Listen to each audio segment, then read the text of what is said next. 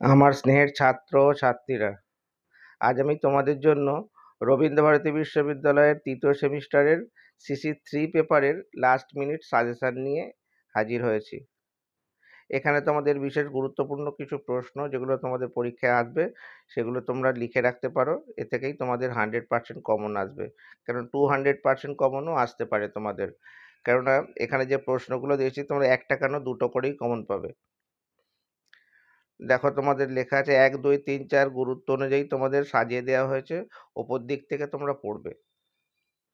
প্রথম টপিকে দেওয়া আছে, দেখো, ধর্নালোক অনুসারে ধ্বনির স্বরূপ। পরেই দেওয়া আছে বিভাব অনুভাব ব্যভিচারীবাদ, কুন্তকের বক্রোক্তিবাদ। সব থেকে বেশি ইম্পর্টেন্ট, এটা হচ্ছে প্রত্যেক বছর পরীক্ষায় পড়ে। অভিধা লক্ষণা ব্যঞ্জনা। আর সবার শেষে আছে রসবিচারের ক্ষেত্রে সাধারণ ইকৃতির গুরুত্ব। দ্বিতীয় যে পোয়েটিক্স গ্রন্থ থেকে প্রশ্ন আসবে, অনুকরণ বা মাইমেসিস। অনুকরণ বা মাইমেসিস, এটা আসবে একেবারে পরীক্ষায়। এরপর দ্বিতীয় ইম্পর্টেন্ট ক্যাথারসিস। তৃতীয় ইম্পর্টেন্ট প্রশ্ন মহাকাব্য ট্র্যাজেডির সাদৃশ্য বৈসাদৃশ্য।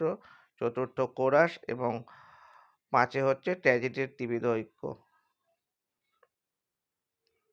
3 নম্বর টপিক থেকে যেখানে দুটো কোশ্চেন আসবে, অমিয় চক্রবর্তীকে লেখা চিঠি সব থেকে বেশি ইম্পর্টেন্ট, তাই আমি 1 নম্বরে রেখেছি।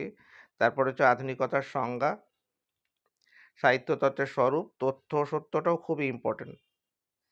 এখান থেকেই তোমরা একটা করে লিখতে হবে, অথচ তোমরা আশা করছি দুটো করেই কমন পেয়ে যাবে। আর সবার শেষে আসছে, দেখো, নারীবাদী চিন্তার ঢেউ, নারীবাদ প্রসঙ্গে কয়েকজন তাত্ত্বিকের বক্তব্য, পোস্ট মডার্নিজমের মূল বৈশিষ্ট্য এবং মার্ক্সবাদী সাহিত্যতত্ত্বের বৈশিষ্ট্য।